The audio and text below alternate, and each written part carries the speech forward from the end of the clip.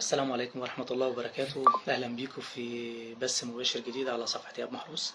يا رب تكونوا بصحة وبسلامة وبخير.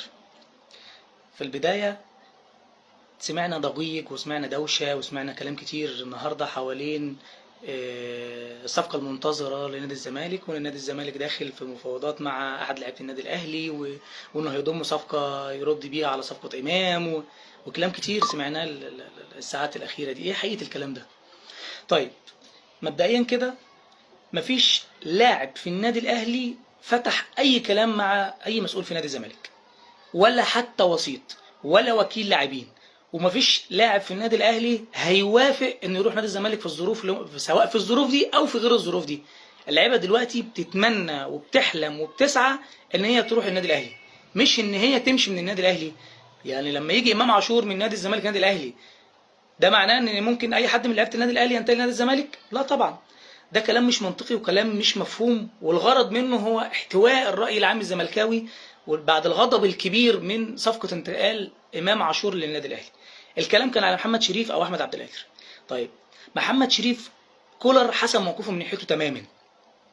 محمد شريف مكمل مع النادي الأهلي وكولر مش عايز يمشيه أصلا. كولر شايف ان محمد شريف عنده امكانيات كويسه، وان ارقامه مع الفرقه في السنين الاخيره ارقام مميزه جدا بالنسبه لمهاجم، وارقامه التهديفيه مميزه جدا، ولكن عنده مشكله ثقه الفتره الاخيره. محتاج اعاده الثقه تاني، محتاج انه يطور من نفسه في الفينش وفي اللمسه الاخيره، ومفيش اي نيه للاستغناء عنه، ومكمل مع الفريق السنه اللي جايه، وكمان هيجدد عقده مع النادي الاهلي. يعني مفيش اصلا احتماليه ان هو يكون من اللعيبه اللي هترحل على النادي الاهلي في السنه اللي جايه.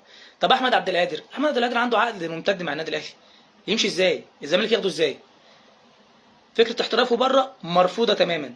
فكره رحيله على النادي الاهلي الموسم اللي جاي اتقفلت تماما، واللاعب مكمل، والجهاز الفني وكولر يعني سعيد جدا باداء اللاعب وتركيزه في الفتره الاخيره، ووعده انه هيكون ليه فرصه كبيره للمشاركه في الموسم الجديد. اي نعم، في فرصه، في طبعا صعوبه لمشاركته في وجود حسين الشحات المتالق الفتره الاخيره، لكن احمد عبد القادر ورقه مهمه جدا، ورقه رابحه جدا، كولر متمسك بيها ومتمسك باستمرارها. يعني كلام الزمالك عن صفقه النادي الاهلي المنتظره ده كلام فانكوش. لكن هو بيفاوض حد من لعيبه النادي الاهلي السبق؟ فتح مفاوضات مع ناصر ماهر، وبيحاول بشكل كبير جدا هم اللي يضم ناصر ماهر في الموسم الجديد. لكن ده طبعا هتوقف على ان هو يدفع فلوس الغرامات اللي موجوده عليه، سواء في صفقه شيكابالا او في صفقه تشيمبونج، ودي طبعا مبالغ كبيره جدا، ما اعتقدش ان نادي الزمالك ممكن يوفرها بسهوله. طيب، عندنا حاجه تانية النهارده الناس كلها كانت بتتكلم فيها، عوده رمضان صبحي.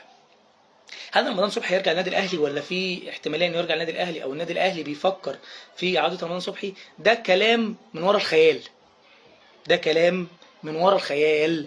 اداره النادي الاهلي قافله تماما فكره رجوع رمضان صبحي. اللاعب هيموت ويرجع النادي الاهلي؟ طبعا اللاعب هيموت ويرجع النادي الاهلي. حاسس بالندم؟ طبعا حاسس بالندم. شعر بالمكانه اللي كان فيها، وشعر بالقيمه اللي كان فيها، والشعبيه والجماهيريه والدعم الكبير اللي كان بيشعر بيه في النادي الاهلي. طبعا شعر بكل الكلام ده.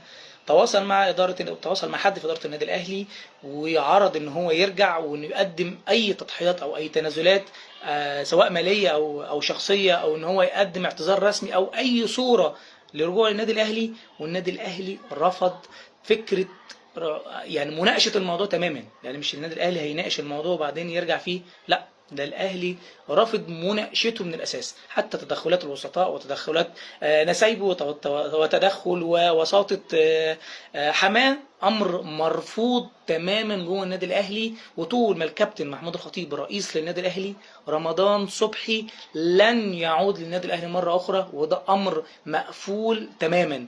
اما بقى قصه حسام عاشور فدي قصه مختلفه شويه، ولكن تقريبا اداره النادي الاهلي عندها نفس الموقف مع حسام عاشور، بان فكره رجوعه وفكره عودته مره اخرى، حتى لو قدم اعتذار مكتوب او اعتذار على السوشيال ميديا، او اي صوره تسمح له بالعوده بعد مبادره مؤمن زكريا، الامر مرفوض تماما. لانه طبعا السلوكيات او التصريحات اللي كان قالها ضد اداره النادي الاهلي وكابتن خطيب في الوقت ده كانت مرفوضه تماما تماما تماما.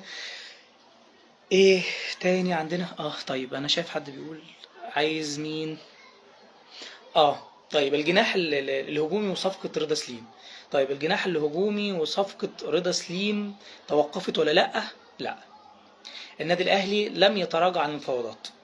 الموقف اللي حصل ان إدارة الجيش الملكي المغربي متمسكة ببقاء اللاعب، وقررت استمراره في الموسم الجديد على الرغم ان هو باقي له سنه واحده، وبتفاوضوا على تجديد عقده كمان، لان هي شايفه ان القيمه الماليه اللي معروضه في صفقه رضا سليم قيمه ما ترتقيش لطموحات النادي اللي شايف انه ممكن يحصل منه على اقل حاجه 2.5 مليون دولار. والنادي الاهلي طبعا عرضه عارفين يتوقف عند 1.5 مليون دولار او 1.600.000 دولار. لكن الجديد عند النادي الاهلي ايه في موضوع رضا سليم؟ ان النادي الاهلي عارض بعض الامتيازات الماليه فوق عرضه المالي،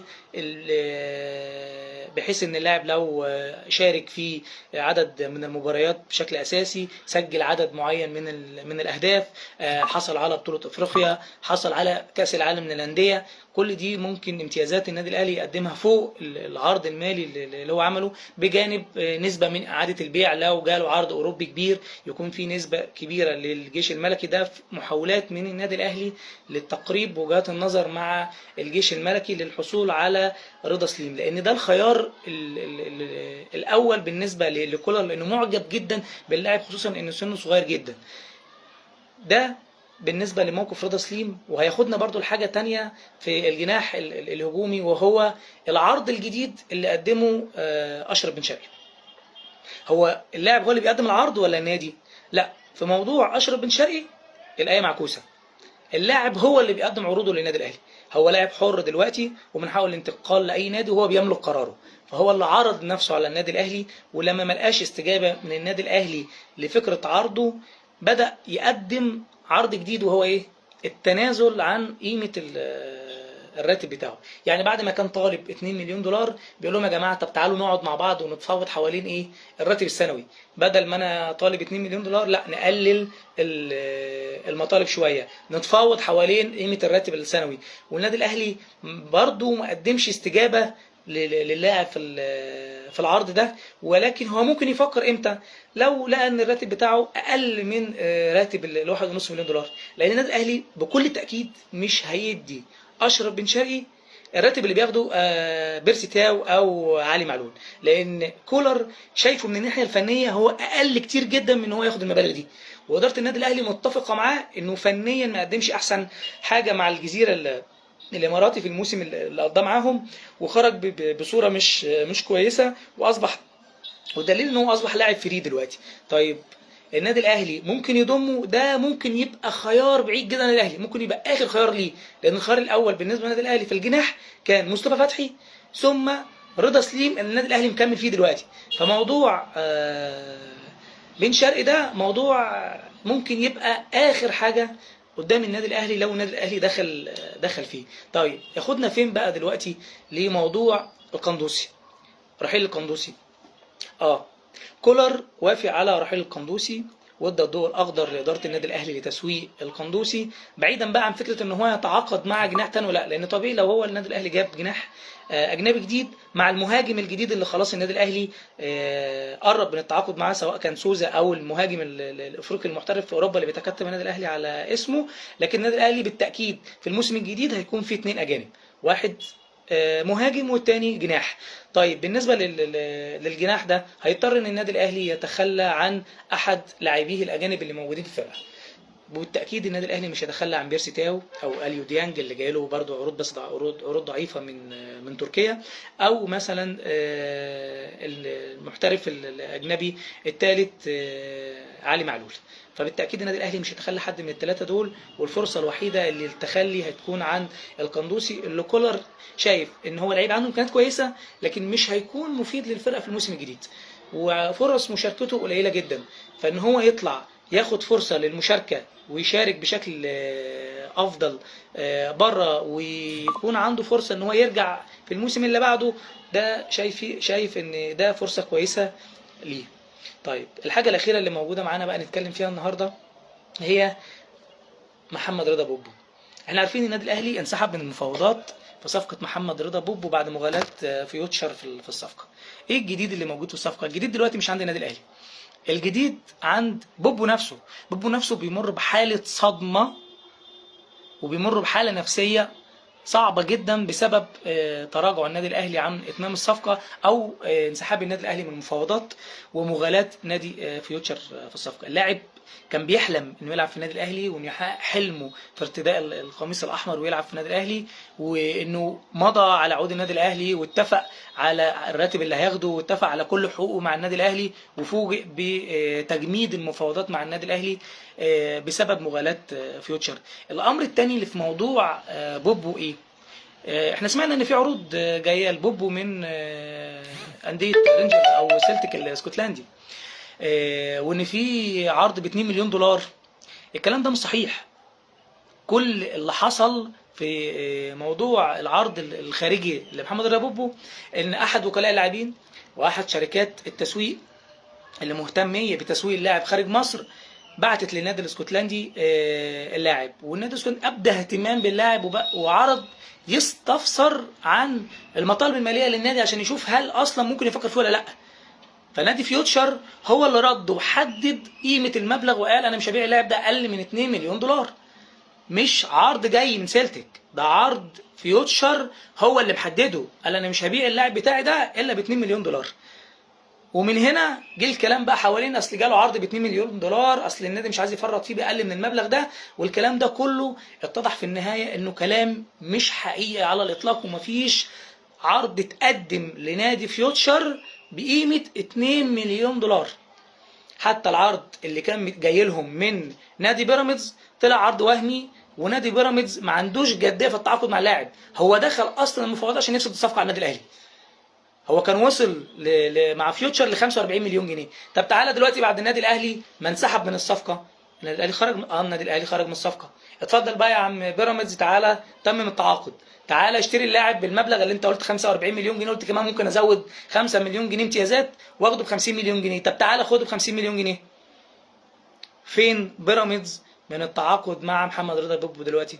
مفيش، لانه داخل في الاساس لافساد الصفقه على النادي الاهلي، والنادي الاهلي واقف منتظر ومترقب واحتمال يكون عنده موقف كمان مع اداره نادي فيوتشر بانه يمنع التعامل معاهم تاني في المستقبل، سواء على مستوى الصفقات التبادليه بين الفريقين او على مستوى اعاره لعيبه النادي الاهلي لفيوتشر زي ما حصل السنه اللي فاتت، وشفنا النادي الاهلي قدم عدد كبير من لعيبته للاعاره لفريق فيوتشر، وكان في نوع من التعاون السلس والسهل ما بين اداره نادي الاهلي واداره نادي فيوتشر. وده نفس الموقف تقريبا اللي عمله النادي الاهلي مع انبي، اللي خد موقف بعدم التعامل معاه اطلاقا بعد موضوع صفقه شلبي اللي فضل يغالي على النادي الاهلي فيه، غالي على النادي الاهلي فيه، وراح مديه لنادي الزمالك باقل كتير جدا من العرض اللي كان مقدمه النادي الاهلي للتعاقد معاه. انا سعيد. مين بيسأل على صلاح محسن؟